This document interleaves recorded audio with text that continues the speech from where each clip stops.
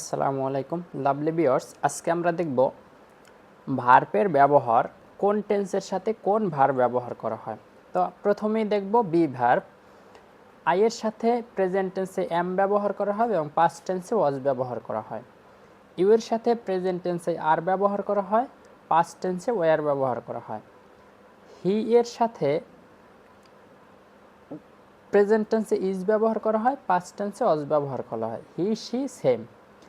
ইট এর সাথে প্রেজেন্ট টেন্সে ইজ ব্যবহার করা হয়, পাস্ট টেন্সে ওয়াজ ব্যবহার করা হয়। উই সাবজেক্টের সাথে প্রেজেন্ট টেন্সে ভার্ব হিসাবে আর ব্যবহার করা হয়, পাস্ট টেন্সে ওয়ার ব্যবহার করা হয়। দে এর সাথে প্রেজেন্ট টেন্সে আর এবং পাস্ট টেন্সে ওয়ার ব্যবহার করা হয়।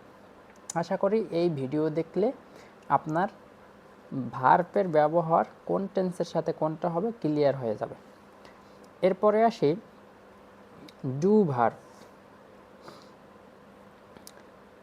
সাবজেক্টের সাথে ডু ডিড কখন ব্যবহার করা হয়? আই এর সাথে ডু ব্যবহার করা হয় প্রেজেন্ট টেন্সে এবং পাস্ট টেন্সে ডিড ব্যবহার করা হয়। সাবজেক্ট ইউ এর সাথে প্রেজেন্ট টেন্সে ডু, পাস্ট টেন্সে ডিড। সাবজেক্ট হি এর সাথে হি শি এর সাথে প্রেজেন্ট টেন্সে ডাজ ব্যবহার করা হয়, পাস্ট টেন্সে ডিড ব্যবহার করা হয়।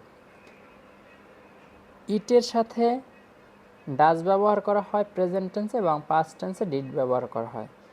উই এর সাথে ডু এবং ডিড, আর দে এর সাথে প্রেজেন্ট টেন্সে ডু, পাস্ট টেন্সে ডিড ব্যবহার করা হয়। আশা করি ক্লিয়ার বুঝতে পারছেন।